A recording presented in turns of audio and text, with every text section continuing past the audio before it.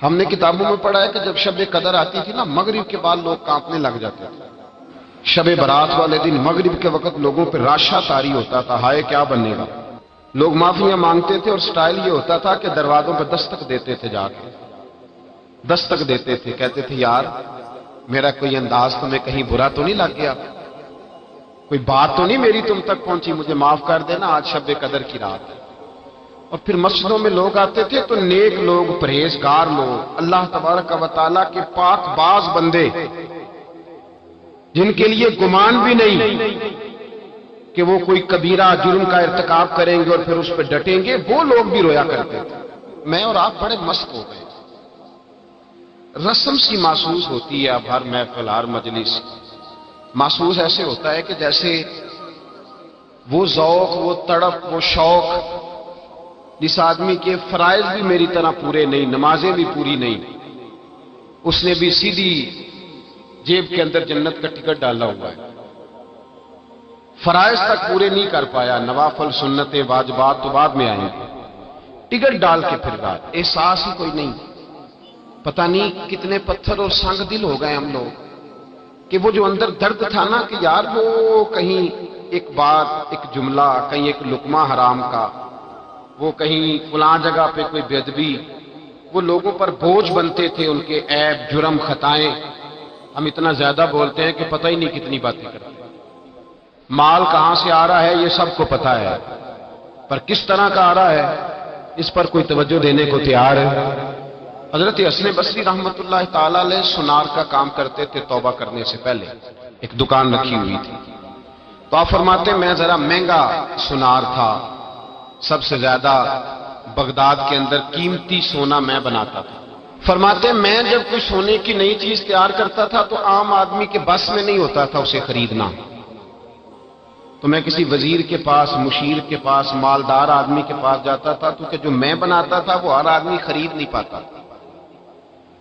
مصر کے بادشاہ کے بارے میں مجھے پتا چلا کہ وہ سونے کا بڑا شوقین ہے، اپنے گھر والوں کے لیے، اپنے لیے، دیگر لوگوں کے لیے، حالانکہ مرد کے لیے جائز نہیں، وہ بہت ساری چیزیں سونے کی خریدتا ہے، لیتا ہے، رکھتا ہے، مجھے پتا چلا۔ فرماتے ہیں کہ میں نے اس کے وزیر سے ٹائم لیا، کہا کہ یار میں نے ایک سونے کی چیز بنائی ہے تو عام آدمی تو خرید نہیں سکتا، تو بادشاہ سے وقت لے کے دو۔ وزیر کو میں نے تحفے تحائف بھی دیے، جو طریقہ ہوتا ہے، اس کو کہا میری ملاقات کرا، تو کہنے لگا میں تیری ملاقات ضرور کرا دیتا پر آج نہیں ملاقات ہو سکتی، آج تو بادشاہ اپنے پچھلے گاؤں گیا ہوا ہے۔ تو میں نے کہا وہاں ملاقات کرا دو، اس لیے کہ جو سونا میں لے کے آیا ہوں بڑا قیمتی ہے، واپس لے جاؤں گا تو رستے میں ڈاکوؤں کا خطرہ ہے۔ مجھے کہنے لگا ٹھیک ہے میں کرا دیتا ہوں۔ حضرت حسن بصری فرماتے ہیں وہ میرے ساتھ چلا تو میں بادشاہ کے گاؤں تک پہنچ گیا۔ میں نے کچھ عجیب سا منظر دیکھا گاؤں میں پہنچ کر، ایک قبر ہے، قبر پر خیمہ لگا ہے۔ وزیر مجھے کہنے لگا یہاں بیٹھ جاؤ اور انتظار کرو، یہاں ایک رسم ہونے لگی ہے، جب اس سے فارغ ہو جائے گا بادشاہ تو میں تمہاری ملاقات کراؤں گا۔ فرماتے میں بیٹھ گیا تو میں نے ایک انوکھی سی رسم دیکھی، جو بڑے بڑے علماء تھے نا شہر کے، سب سے پہلے وہ آئے، بڑے چوٹی کے علماء، فقیہ لوگ، علم و فن پر جنہیں اللہ تبارک و تعالیٰ نے دسترس عطا فرمائی تھی، بڑے، میں جانتا تھا مصر کے علماء کو، کہتا وہ آئے اور قبر کے قریب ایک چکر انہوں نے لگایا اور وہ بیٹھ گئے۔ عجیب رسم دیکھی میں۔ حضرت خواجہ حسن بصری رحمۃ اللہ تعالی علیہ فرماتے ہیں تھوڑی دیر گزری تو میں نے صوفیاء کو دیکھا، جو اللہ اللہ سکھانے والے لوگ تھے، درویش لوگ تھے، ان کی جماعت آئی، قبر کا چکر لگایا، بیٹھ گئی۔ تھوڑی دیر گزری تو ادیب، شعراء، کلام لکھنے والے لوگ آئے، ایک چکر لگایا تو بیٹھ گئے۔ پھر تھوڑی دیر گزری تو فرماتے ہیں کہ سپہ سالار، جرنیل قسم کے لوگ آئے، ہاتھ میں چھڑیاں ہیں، اسلحہ زیب تن کیا ہوا ہے، تلواریں، نیزے پہنے ہوئے، ایک چکر لگایا، بیٹھ گئے۔ پھر میں نے دیکھا کہ ڈاکٹر، حکیم، طبیب آئے، بڑے بڑے نسخے ہاتھوں میں، قبر کے قریب ایک چکر لگایا تو بیٹھ گئے۔ پھر میں نے دیکھا حسین و جمیل عورتیں آئیں، ایک چکر قبر کا لگایا تو بیٹھ گئیں۔ خواجہ حسن بصری فرماتے ہیں اچانک میری نظر چندھیا گئی، میں تڑپ اٹھا جب میں نے دیکھا کہ بادشاہ نے اپنے سر سے تاج اتارا اور اپنے ہاتھ پہ رکھا۔ پھر بادشاہ قبر کے قریب گیا تو چیخے مار کے رویا، اس درد سے رویا کہ دو آدمی پکڑ کے خیمے میں لٹاتے ہیں، فرماتے ہیں مجھے وہ میں جو کاروبار گیا تھا وہ مجھے بھول گیا۔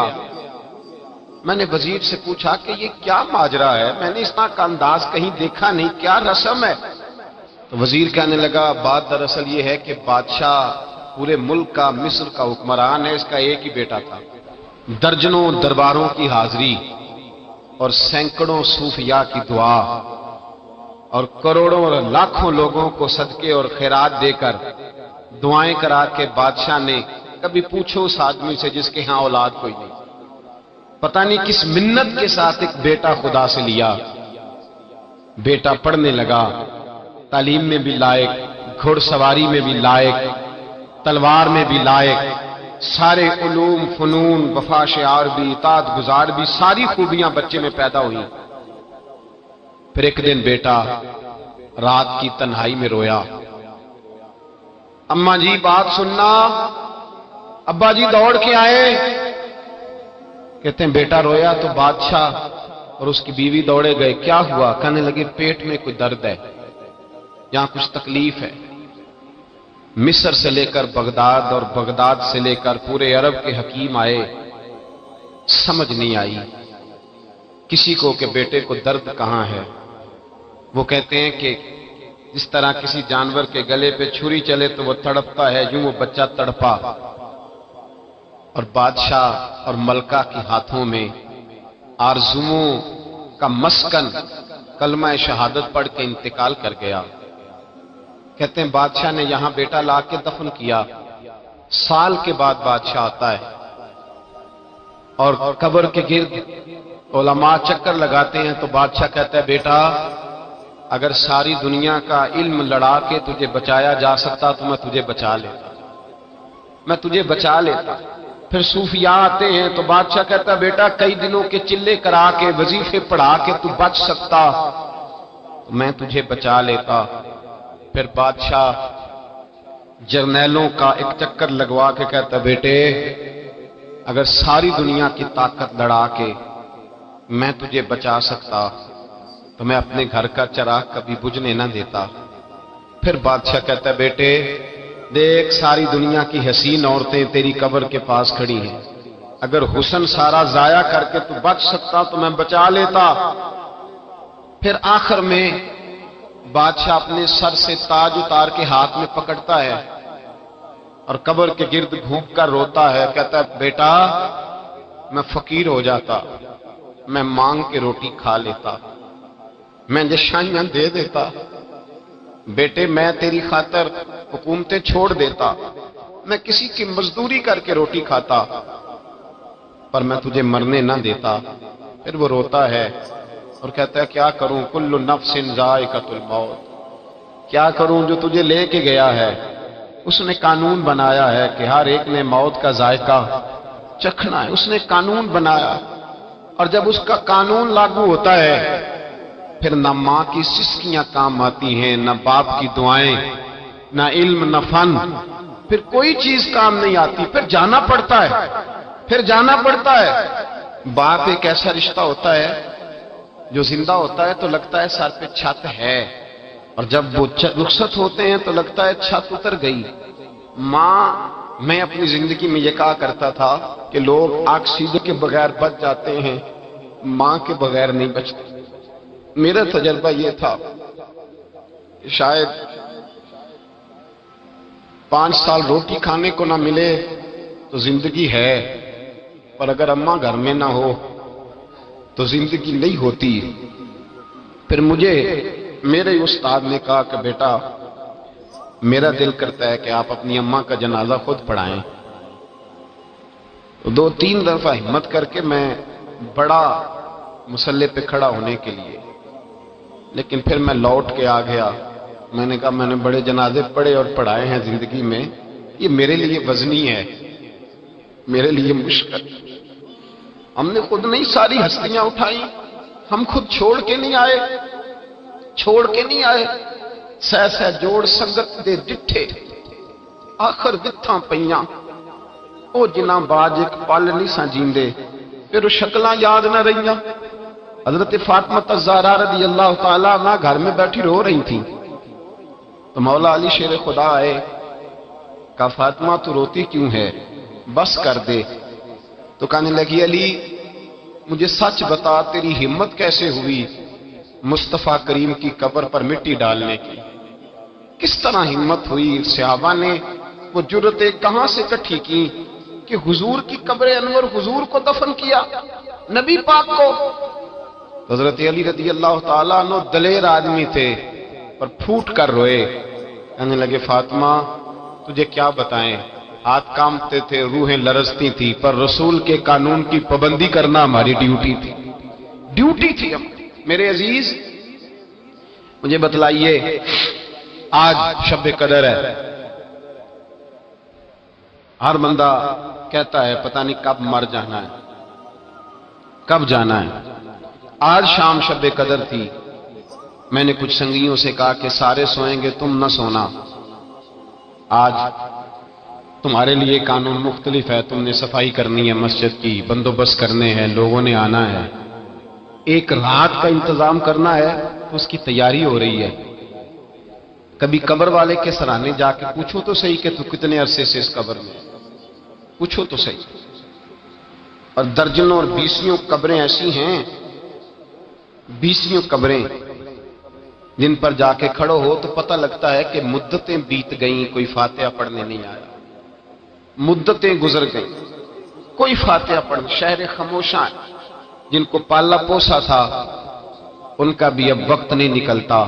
او میرے بھائی تیری تیاری ہے، وقت قریب ہے، بچے، بیوی، ماں باپ، رشتہ دار، بہن بھائی، ان کے ساتھ تیرا جو تعلق ہے وہ ٹوٹنے کے لیے بنا ہے، تمہیں جانا ہے، تجھے یہاں سے اٹھنا ہے اور اپنا اپنا حساب اکیلے دینا ہے، اپنا اپنا، ہتھی بکی مٹی پاندے، ہاتھ نہیں لاندے ڈرتے۔ میں نے ایک بیٹے سے کہا کہ اپنے ابا جی کو خود غسل دو، یہ حق ہے، تو کہنے لگے مجھے ڈر آتا ہے، میت سے ڈر آتا ہے، ہتھی بکی مٹی پاندے تے ہاتھ نہیں لاندے ڈرتے، جنہ لی تو پاپ کمائے 10 کتھے نہیں ہو تیرے کر، لانا بیڑے کو جس کے نام جائیداد کر کے آیا ہے، بیٹیوں کا حق چھین کے، بہنوں کا حق چھین کے، دوستوں کا حق چھین کے، زکاتیں چھوڑ کے جو دیا اس کو کہہ تیری جگہ پہ حساب دے آ کر قبر میں کھڑا۔ اللہ قرآن مجید میں فرماتا ہے سورہ ابراہیم کے اندر کہ لوگ کہیں گے کہ ہمارا مال لے کے ہمیں چھوڑ دیا جائے، ہماری جائیدادیں لے کے ہمیں چھوڑ دیا جائے، پر عرش کا مالک کہے گا نہیں، یہاں وہ سودا نہیں چلتا، حساب دے، بتا۔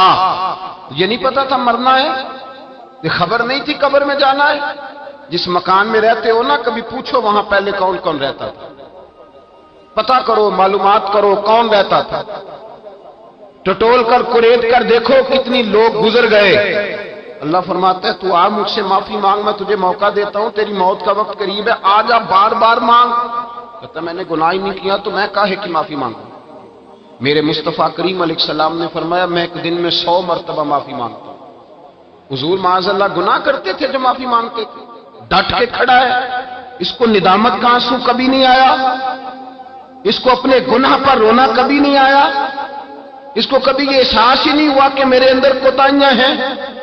اسے کبھی میرے اعلیٰ حضرت رحمت اللہ علیہ ایک بندے کے قریب سے گزرے تو رو رہا تھا، فرمایا کیا ہوا؟ کہا حضور میرے کچھ پیسے ضائع ہو گئے۔ فرمایا چھوڑ، کس پہ رو رہا ہے؟ دنیا داری پہ؟ کہا حضور پھر کس بات پہ روؤں؟ اور میں رویا کر کہ تیری نمازیں پوری نہیں، رویا کر کے تیرے باپ مرشد اور استاد تجھ سے پورے راضی نہیں، رویا کر اس بات پر کہ تو حقوق پورے نہیں ادا کر پایا، رویا کر کے جو تیرا منصب تھا تو اس کا حق نہیں ادا کر سکا۔ وہ کہنے لگا حضور میں کوشش کرتا ہوں، مجھے اس بات پہ رونا آتا ہی نہیں۔ تو آپ فرمانے لگے چل پھر اسی پہ رو لے کہ تجھے اللہ کی بارگاہ میں رونا ہی نہیں آتا، اس پہ رو۔ یہ تھوڑی رونے کی بات ہے کہ چھوٹی سی دنیا داری کے لیے تو تڑپ اٹھتا ہے، سسکتا ہے، آہیں بھرتا ہے، اور تجھے اس مالک کے لیے رونا ہے، پھر اس پہ رو لے، یہ بھی تو مقام رونا ہے، رو اپنی سعادت پہ، یہ خیال ہی نہیں کبھی آیا۔ تو پھوٹ پھوٹ کے روتا ہے دنیا داری کے لیے، مال و دولت کے لیے، جاہ و منصب کے لیے، اس پہ رویا کر کہ تجھے یہ خیال ہی نہیں کہ میں نے جانا ہے میرے مصطفیٰ کریم سید عالم نور مجسم صلی اللہ تعالی علیہ وآلہ وسلم نے جو حسن، جو رنگ، جو انداز اپنے غلاموں کو دیا تھا، اس انداز کو سمجھیں۔ حضرت عمر فاروق رضی اللہ تعالیٰ عنہ آپ تشریف فرما تھے، مولا علی شیر خدا تشریف فرما تھے، حضرت ابو ہریرہ تشریف فرما تھے، تو حضرت ابو بکر صدیق کا دور خلافت تھا۔ جناب ابو بکر صدیق رضی اللہ تعالیٰ عنہ نے کہا پانی تو لانا، پیاس لگی ہے، پانی تو لانا۔ تو خلیفہ تھے، امیر تھے، ذاتی طور پہ بڑے مالدار تھے، ایک ساتھ ٹھنڈا دودھ لے کے آئے، کہا حضور دل کرتا ہے اب دودھ پی لے پانی کی جگہ۔ حضرت ابو بکر صدیق نے دودھ پکڑا، منہ کے قریب کیا تو آنکھوں سے آنسو برس پڑے، تڑپ اٹھے، روئے۔ حضور کیا ہوا؟ فرمانے لگے جس رسول سے سوال نہیں ہونا تھا انہوں نے تو اتنی نعمتیں استعمال نہیں کی، ابو بکر تے تو سوال ہونا ہے، اس سے تو پوچھا جانا ہے نعمتوں کے بارے میں، تو میں لے جاؤ دودھ نہیں، مجھے پانی دو، پتہ نہیں میں کتنا وقت میرا باقی ہے تو میں اتنا بوجھ نہیں اٹھا سکتا۔ احساس تھا یار چلو کبھی کبھی صحیح یہ احساس پیدا تو ہونا چاہیے نا کہ میں سویرے سے لے کر شام تک جب میں سوتا ہوں تو سوچ کے، جب بندہ سوتا ہے تو کوئی سوچ ہوتی ہے اس کے ذہن میں، کچھ نہ کچھ سوچ رہا ہوتا ہے۔ مجھے بھی پتا ہے میں سوتے ہوئے کیا سوچتا ہوں، آپ کو بھی پتا ہے، اور جب سویرے پہلی دفعہ آنکھ کھلتی ہے تو پھر بھی کچھ سوچ ہوتی ہے بندے کے ذہن میں۔ مجھے بھی پتا ہے میں جب اٹھتا ہوں تو سوچ کیا ہوتی ہے، تو آپ کو بھی پتا ہے۔ حضرت امام اعظم ابو حنیفہ رحمۃ اللہ تعالی علیہ فرمایا کرتے تھے کہ جب سونے لگو تو یہ سوچ کے سویا کرو کہ پتہ نہیں اٹھنا ہے کہ نہیں، کلمہ پڑھ کے، توبہ کر کے، ایمان کی تجدید کر کے، اور اللہ کی بارگاہ میں عرض کر کے میں نہ اٹھا تو میرا حساب آسان کرنا، معافی مانگ کے سویا کرو۔ اور جب سو کے اٹھو تو یہ سوچا کرو کہ اس نے مہربانی کی ہے، مجھے ایک موقع اور دیا ہے زندہ رہنے کا۔ نیند موت کی بہن ہے، اللہم باسمی کا اموت واحیا۔ حضور نے فرمایا جب سونے لگو تو کہا کرو کہ اے اللہ میں تیرے نام پہ زندہ ہوتا ہوں اور تیرے نام پہ مرتا ہوں۔ نیند موت ہے، اسی طرح ایک دن سو جاؤ گے اور پکے سو جاؤ گے۔ بھائیو شب قدر ہے، یہ تو معافی مانگنے کی رات ہے، پر میں تو اب یہ سوال پوچھتا ہوں کہ گناہگار ہی کوئی نہیں تو معافی کون مانگے گا؟ ہم نے تو اپنی زندگی پر بہانوں کا، ہیلوں کا، جھوٹ کا، ملمہ سازی کا ایسا ورق چڑھایا ہے چاندی کا کہ ہم تو سارے نیکوکار پرہیزگار لوگ ہیں اللہ ماشاء۔ احساس ہی نہیں ہے، تو جس بندے کو یہ احساس ہی نہیں کہ مجھ سے گناہ ہوا ہے، معافی کس چیز کی مانگے گا؟ تو پیغام یہ ہے کہ پہلے تو یہ احساس پیدا کریں کہ کچھ کوتاہیاں ہیں، اور جب یہ احساس پیدا ہو تو پھر یہ سمجھ لیں کہ حساب اپنا اپنا دینا ہے، اور جب حساب اپنا اپنا دینا ہے تو پھر یہ بھی سمجھ لیں کہ موت کے وقت کا ہمیں پتہ نہیں، تو اس کا معنی یہ نہیں کہ موت کا وقت مقرر نہیں، وہ اپنے وقت پہ بہرحال وہ آ جائے گی، آئے گی اور لے جائے گی۔ اور باقی جہاں تک تعلق اس بات کا ہے کہ واعظ ہے، نصیحت ہے، گفتگو ہے، وہ ہم روز سنتے ہیں، سنانے والے بھی روز سناتے ہیں، بلکہ اب تو ایک اور بات بھی ہمیں کچھ عرصے سے سننے کو ملی ہے، کہتے ہیں جی کوئی نئی بات سنائیں۔ کیا کریں؟ کہاں سے نئی بات سنائیں؟ قرآن بھی پرانا، حدیث بھی پرانی، نئی بات کوئی نئی بات نہیں، کوئی نئی بات نہیں انہوں نے سنائی۔ تو بھائی سوال یہ ہے کہ آپ یہ بتائیں کہ پرانی پہ عمل ہو گیا ہے؟ اگر پرانی پہ عمل ہو گیا ہے تو پھر نہیں سنا دیتے ہیں۔ صحابہ کرام فرماتے ہیں ہم جو کوئی آیت سنتے تھے نا تو گھر جا کے اس پہ عمل شروع کرتے تھے، پھر نہیں سنتے تھے۔ اب تقریریں اور واضح جب ہم کہتے ہیں نا نئی بات سنائیں تو اس کا مطلب یہ ہوتا ہے کہ ہم سرور لینا چاہ رہے ہیں، کان کا ذائقہ لینا چاہ رہے ہیں۔ عمل کرنے کے لیے نا نبی پاک صلی اللہ علیہ وسلم سے کسی نے کہا تھا حضور میں نصیحت حاصل کرنا چاہتا ہوں تو کچھ بتائیں، تو میرے محبوب علیہ السلام نے فرمایا نصیحت حاصل کرنے کے لیے موت کا لفظ ہی کافی ہے۔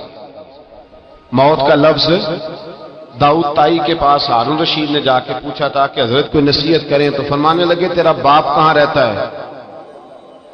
تو ہارون رشید کہنے لگے بغداد کے قبرستان میں۔ تو کہا تیری اماں کا وہیں ہے، بیوی بچے کا جو رخصت ہو گئے بہن بھائی وہ بھی سارے وہی ہیں۔ تو فرمانے لگے تو نے اتنے جنازے پڑھے ہیں، اتنے لوگ اٹھائے ہیں، میں تجھے کیا نصیحت کروں، میں تجھے کیا نصیحت کروں؟ میرے بھائی اپنے اوپر اس احساس کو طاری کریں، اس احساس کو۔ ہمارے زمانے میں ہمارا یہ مزاج ہو گیا ہے کہ ہم نے دوسروں کی اصلاح کا بیڑا اٹھا لیا، ہم لوگوں کی اصلاح کرنے نکل کھڑے ہو، ہر آدمی سامنے والے سے نقص نکال کے اپنی خوبیاں بیان کر رہا ہے اور کہہ رہا ہے کہ سامنے والا سیاںا ہو جائے۔ بلکہ میں یہ کہا کرتا ہوں کہ اب لوگوں کو اپنی دنیا کی اور دوسروں کے دین کی بڑی فکر ہے۔ دوسروں کو لوگ پیغام دیتے ہیں کچھ رعایت کر جا، مرنا بھی ہے، قبر میں بھی جانا ہے، تو بھائی تو بھی کچھ تھوڑا سا سیاںا ہو جا، تو نے بھی مرنا ہے۔ اب دوسروں کو قرآن و حدیث رہ گیا ہے اپنے نفع کے لیے استعمال کرنے کو، کہ کسی کو جب قائل کرنا ہو تو اس کو کہا کہ ایک صاحب نے کہا مجھ سے ایک دفعہ کہ مسجد کھل جائے گی، میں نے کہا کیا ہوا؟ کہنے لگے قسم ایک ہے اس کے لیے مسجد آنا ہے۔ تو میں نے کہا اس کام کے لیے مسجد نہیں کھولتے، مسجدیں تو نماز پڑھنے کے لیے ہیں کہ ہمارے ذاتی فیصلے دنیا داری کے قسمیں اٹھانے کے لیے؟ یا تو دین نافذ کرو نا، تو پھر دین کے مطابق فیصلہ کر لو۔ مسجدیں اس لیے رہ گئی ہیں کہ چلو چل مسجد وارڈ میں سیٹیں دے صاحب، اس کام کے لیے مسجد ہے۔ احساس پیدا کریں، یہ خیال پیدا کریں کہ دنیا سے جانا ہے، اپنے تصورات کو سمیٹیں یار۔ یہ جو ہمیں ٹینشن ہے نا کہ یہ بھی نیک نہیں، یہ بھی نیک نہیں، وہ بھی نیک نہیں، تو چلو میں بھی نہیں، تو اس نے اپنا حساب دینا ہے، اس نے اپنا اور اس نے اپنا اور میں نے اپنا۔ ابھی سارے خراب ہیں تو میں کیسے صحیح ہو جاؤں؟ تو میرا بھائی کوئی پتہ نہیں سارے 100 سال جیئیں اور تو اگلے سال بھی زندہ نہ رہے۔ اپنی فکر کریں، اپنے اوپر جدوجہد کریں۔ دوسرے کو تبلیغ کرنا واجبات دین میں سے ہے، لیکن پہلے عمل کرنا فرائض میں سے ہے۔ اپنی طبیعتوں کو، روحوں کو بیدار کریں، اللہ کی بارگاہ میں التجا کریں۔ میرے اعلیٰ حضرت فرماتے ہیں اگر تجھے گناہوں کا احساس نہیں تو یہ بھی ایک گناہ ہے۔ اگر تو اپنی غلطی کو غلطی نہیں مانتا پھر تو سب سے بڑا مجرم ہے۔ اپنی کوتاہیاں اپنی آنکھوں کے سامنے رکھیں۔ آج شب قدر ہے، اتنی فضیلت بیان کی میرے نبی پاک صلی اللہ علیہ وسلم کہ حضور علیہ السلام نے فرمایا کہ اللہ پاک اس رات نزول دنیا پر اجلال فرماتا ہے پہلے آسمان پر، اور کہتا ہے آج جو بھی بخشش مانگے گا میں اسے بخش دوں گا، جو بخشش مانگے گا میں اسے۔ یا اللہ تو بغیر مانگنے سے بخش دے، اسے نہیں پتا بخشش مانگنی ہے، پر اللہ کہتا ہے تو مانگ مجھ سے، تو بخشش ایسے میں بخشوں گا۔ اس نے قانون بنا دیا ہے، وہ کہتے ہیں نہیں نہیں کوئی نہیں بخش دے گا۔ وہ کہتا ہے تو مجھ سے مانگ، پہلے آ کے سوال کر، تو سوال کرے گا تو میں تجھے بخشوں گا۔ تو بخشش مانگنے سے اللہ معاف کرتا ہے۔ ایک بات یہ ذہن میں رکھیں کہ بخشش مانگنی۔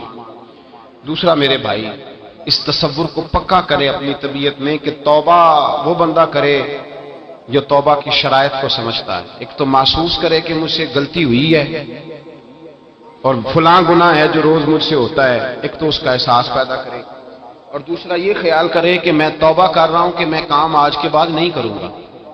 توبہ کا مطلب کیا ہوتا ہے؟ کام میں آج کے بعد، بولیے، یہ کوئی مطلب نہیں کہ ایک بندہ کہے آج میں نے رونا ہے جی مسجد جا کے، ساری رات رونا ہے، تو سویرے کیا کرنا ہے؟ بدلنا ہے کہ نہیں؟